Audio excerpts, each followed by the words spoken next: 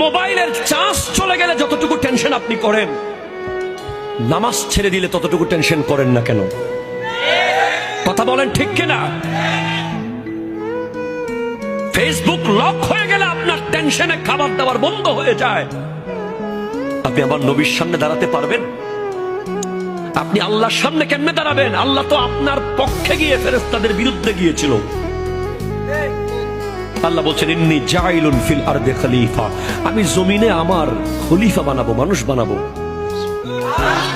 ফেরেশতারা বলছে, আতাজালু ফিহা মান ইউফসিদু ফিহা ওয়া ইয়াসফিকু দিমা, আপনি কাদেরকে বানাবেন? যারা জমিনে গিয়ে মারামারি কাটাকাটি করবে তাদেরকে?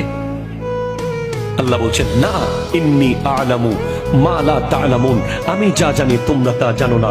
তো আজকের দিনে আপনি যদি বেহায়াপনা করেন, আপনি রং তামাশা করেন, আপনি ইহুদিদের মতো যদি চুল কাটেন, কথা জোরে বলেন ঠিক কিনা?